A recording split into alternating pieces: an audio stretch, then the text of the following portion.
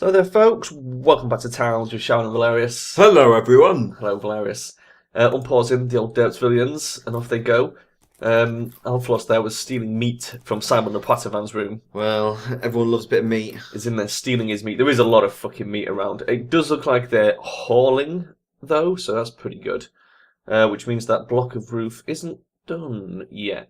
Why? We have stone. We have Because they're probably working on it. flowers. God's sake, you're playing Towns. I know. You'd think after all these episodes you'd realise people probably on it. Someone's making yellow roof. Jerry Boosie, the cowmaster. He's bringing it. You got to remember, you're playing Towns. It's slowly in this game. I know. Unlike a great deal of many other games, it is very slow in Towns. Yeah, so finally, Velerious, the game you've been waiting for all this time, Stone Half, I know. finally came out. I know, and although it is still a buggy piece of shit, I love it. I love it so much. How's your first impressions? Is it very enjoyable? Well, considering the first thing I did was build a carpenter's bench, and then I made a carpenter. Literally, just a little guy who would do anything he wanted, but if I said craft this for me, he would go and craft it. Yeah. He'd just stop all other jobs and go do it, which is something that, Nemoria had it, basically, if you remember. You can make beds and such. The other thing that I like, you can make a bed, straight off the bat, 3 bits of wood, done. Alright, so it's nice and easy to make. Do you remember in Nemoria where we had to make little hay beds that just didn't work? Yeah. Yeah. So now you can actually make beds. There is obviously a lot of bugs in there, and I'm talking a lot of bugs. Well, it is like early alpha, isn't it? It is version 0.1. Yeah. The earliest version you can get. Yeah, that's pretty fucking... It's pretty much straight out of Devbuild, isn't it? Interestingly enough, it is about 200 megabytes. Fucking have that one up quick. Which is roughly the same size as Space Base. 200 megabytes. I mean, it'll increase as stuff gets added, obviously. But that means that the random generation of worlds is in. Yeah.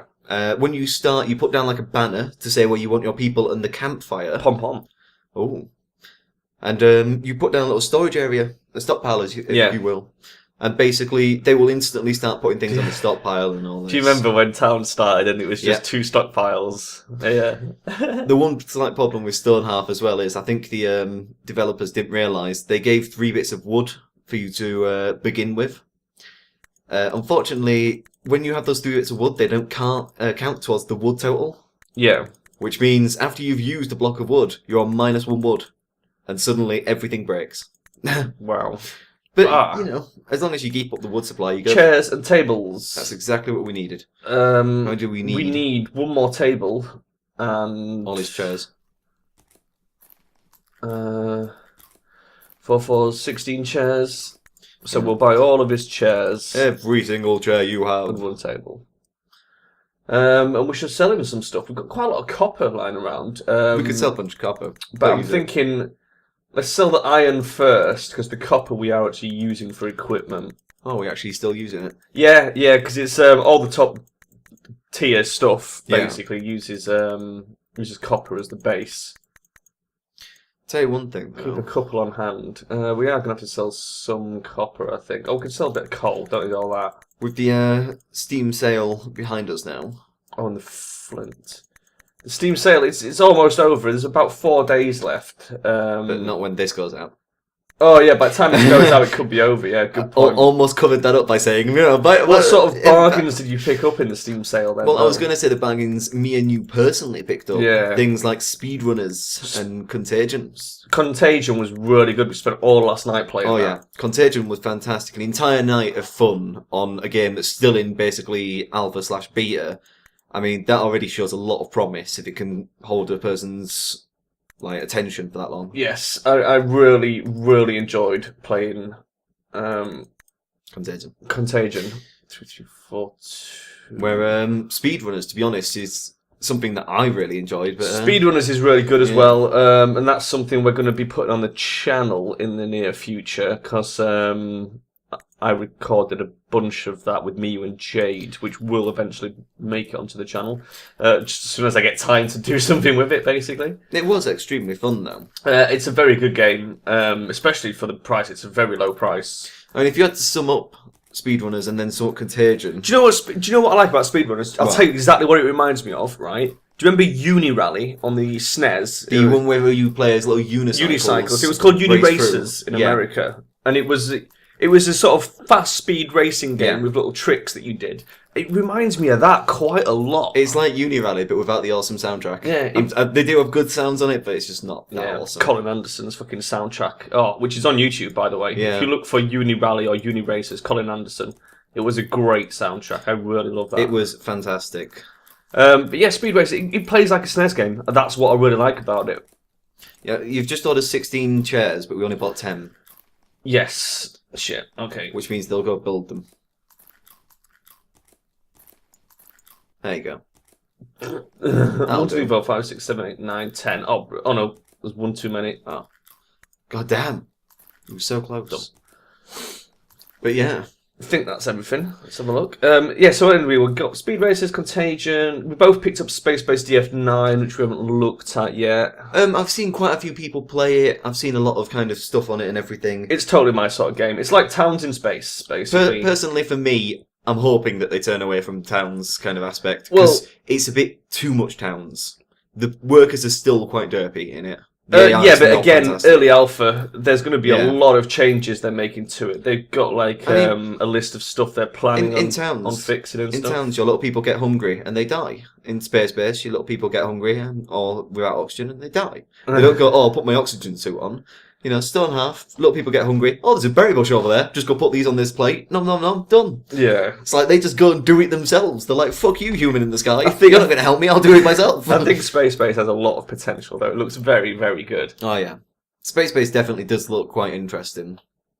It'd be interesting to see where they take it and where they stop with it. We also picked up Long Live the Queen. Oh, yeah. Which is something I think I'm going to do on my channel. Long Live the Queen is absolutely fantastic, but I don't want to go too much into it because obviously you've not played it at all. That came through Steam Greenlight and it's very, very cool. Yeah.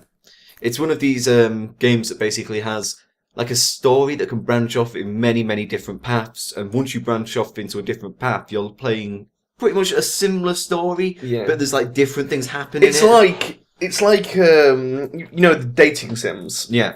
The Japanese sort of dating sim games you get. It's like that without the dating side, do you know what I mean? It's not even that, because that's very linear. Yeah, but it's like it's essentially an RPG, but with it's like a text RPG. I'd just say it's basically Fable, with the idea that you can be good or bad depending on what you do in the choices you make. It doesn't play like that sort of RPG. It's not graphically like that or anything like that, no. But it is basically a good or bad choice roll system that you go through. And if you go neutral all the way, you will end up with a neutral ending. You go good all the way, you'll end up with a good ending. It's like a text RPG. But you can also crisscross between the paths. But dating sims, you just go out and date someone. I've played billions of them in my time. They were lots of fun. Yes. Spent a lot of my time going around the gym because apparently loads of girls liked hanging around there. Didn't really understand that in the dating sim world. Never made any sense. Well, I mean, those games were never designed to make a lot of sense, were they? Let's face it. Yes, well, but they weren't really invented by girls. Yeah. Do you remember, the one I remember that sort of stood out was do you remember Ganguro Girl on Newgrounds? No, that was. Oh God. I played some weird ones. I played one where I locked this girl up in my basement and she'd lost her memory and I told her she was a cat and then she was my cat. Wow. And I had to keep going and changing her pants because she shat herself.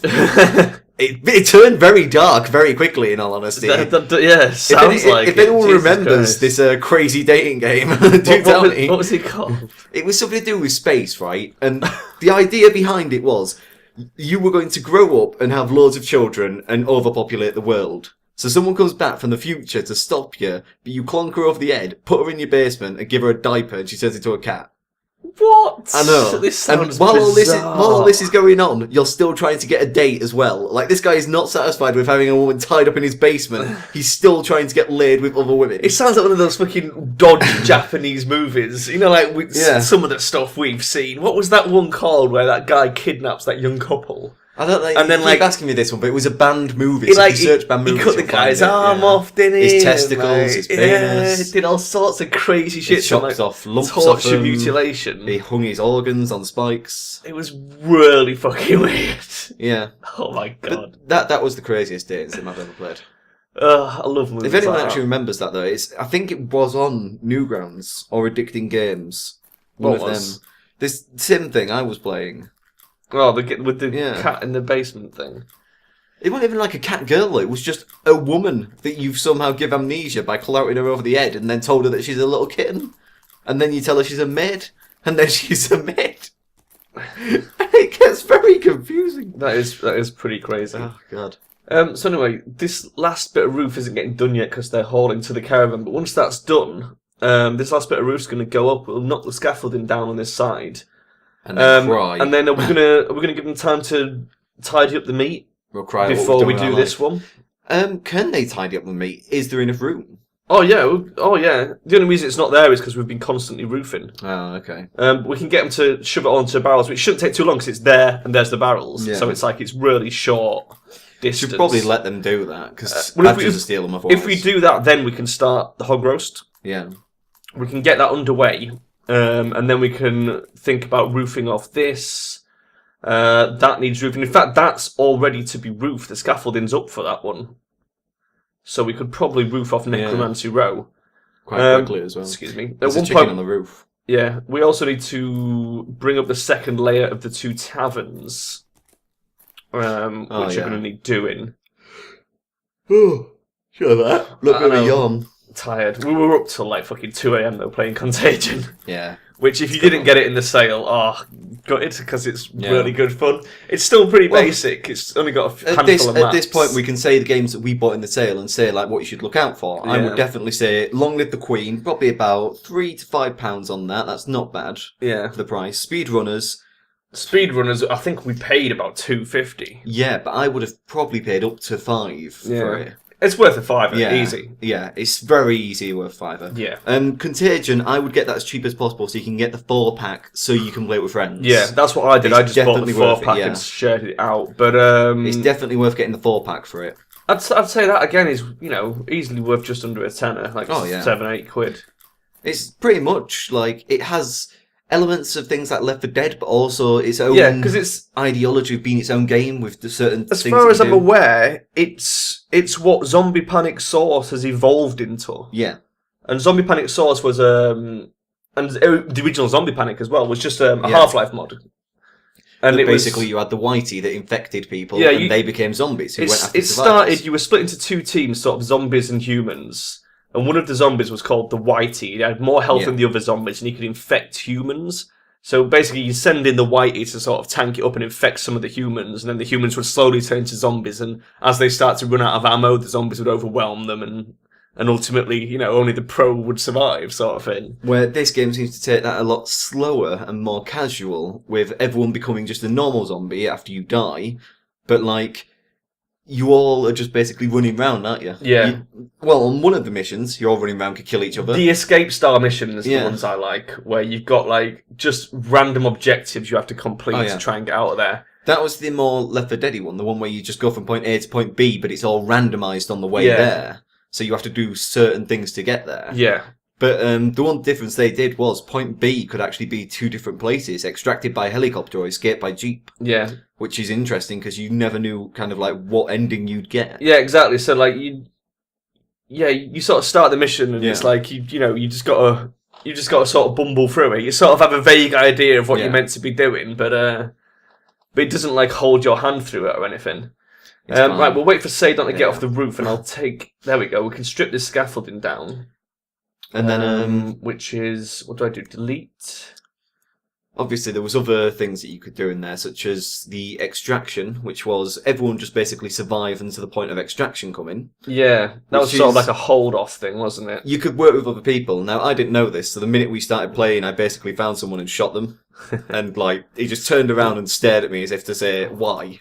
Why just come in my house? Why you do this? Why come in my house and just shoot me? And I was like, oh, I'm sorry, bro. So then I walked out the house and he fell out in front of me, so I shot him again. And Nice. he didn't die, though. It's a great little game. And the thing I like best about Contagion is the spectator mode, which we Yeah. had a right laugh in, because when you die, when you run out of zombie lives and you can't play anymore, you spawn as a cockroach, Yeah. which the other players can see, Yeah. but you can't like interact with anything in any way. So you're just running around as a little tiny cockroach. I mean, the other thing is as well, I noticed this. As a zombie, you see glowing doors of where the survivors are meant to go. Yeah. As a cockroach, you don't. Yeah.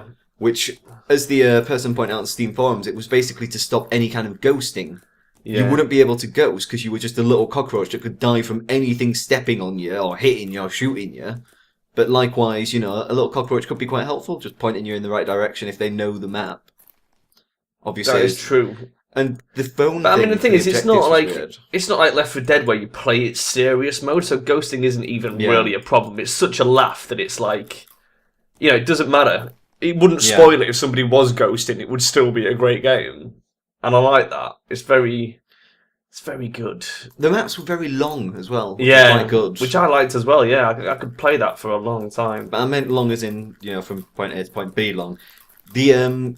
The map time that's changing maps was a bit too long for me because obviously I remember everywhere around. That might vary from server to server, but I like that. I liked that as well. The fact that it were like, you know, you got to play the map for a while before it switched you to a different one, rather than, you know, just like when you play TF2. Sometimes, if you know, some servers you get on and it's like it's literally one round. Yeah, And then instantly another map, and you're like, well, but it's like an hour and a half on Extraction when it's just the same map over and over again gets a bit tedious. Yeah, because I mean, you found it a bit tedious. I loved it. A lot of people are like me and not like you. You know, we memorise where a map is. So when it goes open station 2 and you're like, oh no, it's not station 1 this time, and I've just come here. Yeah. It's like I'm already at station 2 and locking the door. Like really. I mean, it's good for me as well because I like with my crappy sense of direction. The map was so big; it was a really big map, and it was so easy to get lost. It took me a long time to sort of learn. Especially when we went down the elevator and then came out of it. And then the next time we went through the entire map again, we had to drop down the same elevator. Yeah. And I was like, oh, just drop down the elevator. Okay, then. Drops down. And into the elevator. Yeah, I did that and as well. And I was like, really? And then you have to go all the way back round again. Oh, God. And the really great bit I enjoyed was when I was the last survivor left and you lot were zombies coming after me. And me and you were on voice comms anyway. And like you found where I was hiding. I'd basically hidden at spawn, thinking no one will go back there to find me. Everyone walking past you, and there's just this massive fire extinguisher poking out. I had no guns. The only weapon I had was a fire extinguisher. And Vel came around the corner and went, really? And I just smacked him in the face with the fire extinguisher and beat him to death. And then Jade found you straight afterwards and, really? And you smashed her in the face with a fire extinguisher. I killed you twice more as well, so you finally overpowered me and ate my brains. It was kind of like, you know, you didn't want to put you down. You were just sat in a corner with a fire extinguisher. It's a great game. It really is. It is a fantastic game. Oh, God. It's a good thing. It's a good thing. Do. Yeah, What's that off? No, I can't remember. Oh, Ideal. Yeah. Yeah. Oh, great little show. I'm waiting for them to replace the road, but they don't appear to be doing it. They're probably busy. I did tell them to harvest. Oh, here we go. There's some purple colour being made. Hauling stuff. Cooking food. Yeah. Well, I mean, this is it. This road's gonna come in now, and we'll just leave them hauling for a little bit. How much stone have we got? 105. That's pretty decent, actually. Well, I'll probably post on Twitter what I think of Space Base, to be honest. Yeah. Because I mean, obviously, we haven't played Space Base at this point, but we picked it up. No, not yet. But with it being kind of like in early access, you don't want to be too critical to it, but you don't want to just give it too much lenience. Yeah. I mean, it's the same thing with Stonehalf coming out now. I understand that Stonehalf basically has been in works for quite a long time, and people are moaning now saying like the demo was more advanced than this is. It was, because that was a demo. Yeah. It basically would do one thing and then the entire game would just close. That's it. You can't do anything else. Yeah. And the idea is now that they've overhauled everything to make it smoother, make it optimized and everything. People seem to forget that, you know, when you make a demo for things, you just make a demo that will go on the computers you're outputting it to. Yeah, a demo is there to showcase what it's potentially capable of, not necessarily to be capable of that. Whereas, you know, say you made towns, and, like, you started at the very beginning and went, you know what, I'll make it good for shitty computers first. You then have to work up to the high-quality computers, which a lot of the consumer market now is high-quality computers, instead of us, which were, like, you know, noobish computers. Mine's a pretty decent computer, to be honest. I know, but look at it's not like look at the resolution you've got. Or something. Monitor resolution. The thing is, the problem with the monitor resolution is I don't want to go to 1920. I have bad eyesight, as it is, and so do you. Oh, yeah. But I have really bad eyesight. When I take my glasses off, I'm, like, pretty much blind. Let's get an And Oculus Rift. these 1920 displays, the text on them is so fucking small. Yeah, you And just the gotta zoom everything icons in. are tiny. Everything's too fucking small. I like where we're at. We run ours at about 1360, 1366, and that's big enough for me. I used to fucking love 1080. That was See, mine's making so not many 1080, problems. 1024. Yeah. I noticed today someone on the Stonehalf forums is running 1024 by 722. Yeah, Now that is a small ass resolution. that's what I used to run on my old CRT, which was like the fucking best display ever for me. I But think. imagine, right, running on that for Stonehalf, which is optimized for a 1920 by 1080 screen. Yeah. It's like, that's not going to work at all. It's like 1,000 less resolution in height. Yeah, well, I mean, not many people run those smaller resolutions Yeah. these days anyway. That's what I was saying. Everyone seems to be upgrading to the larger resolutions. Yeah. They're making apps now to make everything bigger on them. Well, it's not out of choice. It's just the fact of that's what monitors are available. Do you know what I mean? Yeah. The smaller ones are harder to get hold of. When your monitor dies know. and you realise that you can't pick it up anymore. Technology moves that fast now, guys. You're getting old when It you does realise move that. fast. It fucking... You go to the store and you go, oh, I'll buy this new phone, it looks incredible. And then, you get home and they ring you up and go, Things by go the way, obsolete so quick. you're 6 years out of date now. But I just bought this new phone. My phone is actually like 6 years out of date and I've just bought it. Well, we're coming up... Well, we're at time already, Velerious. That went really quickly. I know, we had a For lot to no real speak reason. about. These guys are doing meat-related activities. Well, we didn't actually wish our watchers Merry Christmas. Well, So- we're way past Christmas by the time this goes I was up. going to say in this episode we should probably say And we're past Merry New Christmas and Happy New Year, considering we've missed it out all these other times. Yeah, well, I mean, last episode of Towns was called Perry Bishmas, so I guess that counts. Nah, because we never even mentioned, like, Merry Christmas. We just kind of mentioned Perry and Bishmas. Perry Bishmas, which is a much better sentiment, I think. Yeah. I think we should try and get that a thing. That should be the... By next Christmas, I want everyone saying Perry Bishmas. This to is everyone. the unified holidays, guys. No matter what religion you are, you can celebrate Perry Bishmas. Where you find a friend called Perry and you bish him in the muss. Brilliant. Right, I'm going to pause Derpsville, Velerious. Alrighty then. And next episode, just a massive meat clear up and get the hog roast coming. Excellent. You It's going to be excited for delicious. Hog roast. Delicious, delicious meat. It is going to be cool, isn't it? So yeah, we'll leave it there, folks, and we will see you next time. Bye-bye. Bye-bye.